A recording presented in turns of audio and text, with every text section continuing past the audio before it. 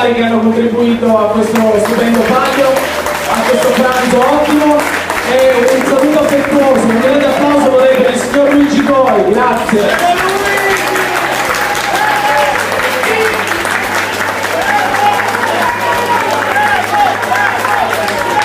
Viene a salutarci? Ci viene a salutare? Non esce? Va bene, andiamo avanti con... Allora, siamo convocati come Consiglio Comunale aperto per la benemerenza civica 2013. Ovviamente dopo il sindaco della due parole io vorrei partire subito con la motivazione. Signori, per favore, seduti cortesemente, grazie.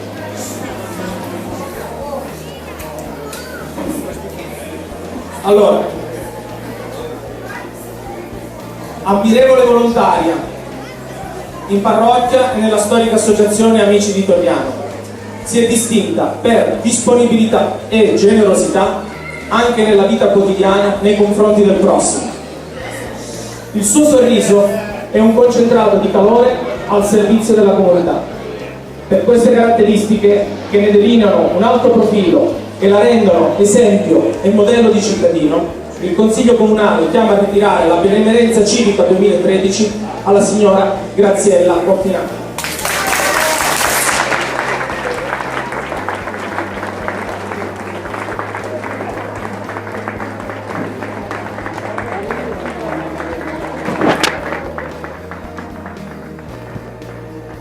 Ringraziando la signora, passo il microfono al capogruppo dell'opposizione Massimiliano Cozzi che voleva dire due parole.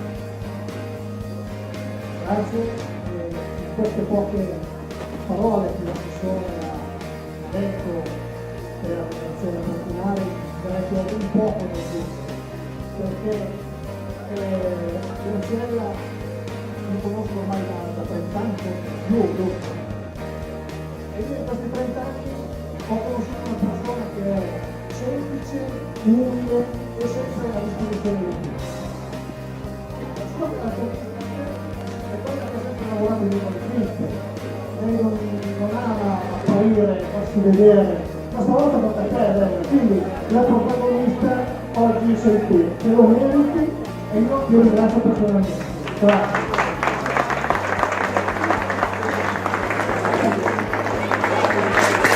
Grazie Massimiliano, passiamo la parola al sindaco.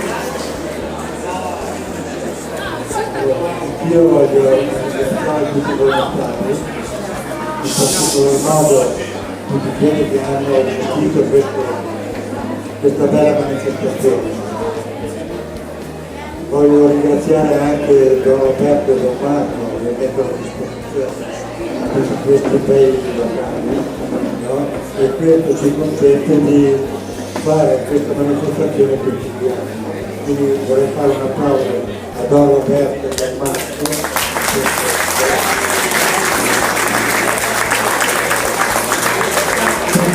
Questa manifestazione si rendono possibili grazie all'aiuto di tutti i volontari del settore che partecipano a tutte le associazioni.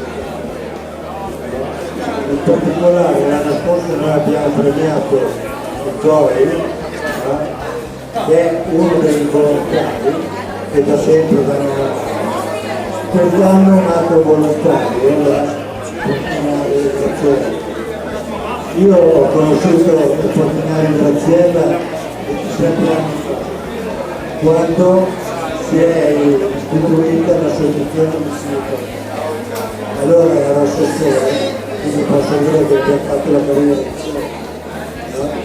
Io poi sono diventato sindaco, loro hanno continuato e da 27 anni e continuano a esistere un'associazione nuova. Dico anche che senza di loro quella frequenza sarebbe più spesa. No? E grazie all'attività che svolgono i volontari che da sempre collaborano anche per noi, no? Che si porta avanti l'attività di un paese, quello di coinvolgere sempre di più. Di questo noi vi ringraziamo.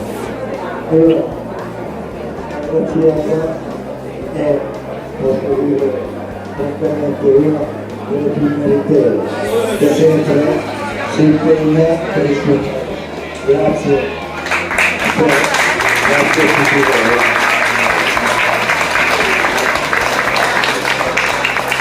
Grazie, ringraziando ancora la signora Graziella Fontinari per l'esempio, il modello che ci ha regalato.